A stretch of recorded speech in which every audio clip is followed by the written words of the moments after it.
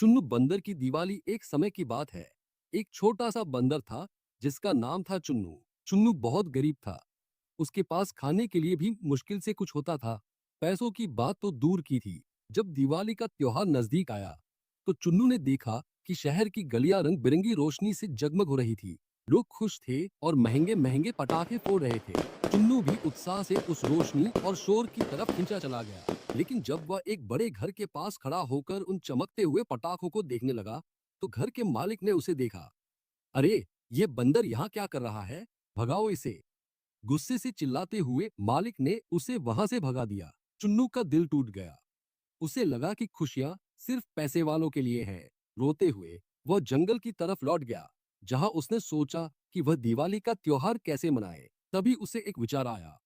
मेरे पास पैसे नहीं है, लेकिन मेरे पास दो हाथ हैं और मेहनत करने की शक्ति है। अगली सुबह से चुन्नू बहुत मेहनत करने लगा।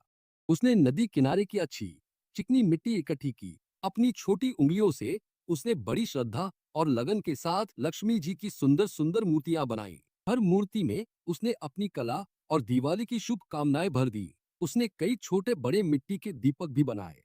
जब सब कुछ सूख गया और तैयार हो गया तो उसने उन सबको एक टोकरी में भरा। दिवाली की शाम से पहले वह टोकरी लेकर बाजार में पहुंच गया और एक कोने में बैठकर अपनी बनाई हुई चीजों को बेचना शुरू किया। लोग उस छोटे से बंदर की कला और मेहनत से बनी मूर्तियां और दीपक देखकर बहुत प्रभावित हुए। लोगों ने खुशी खुशी उसकी मूर्तियां और दीपक खरीदना शुरू कर दिया। शाम होते होते चुन्नू की टोकरी खाली हो चुकी थी और उसके पास काफी पैसे थे।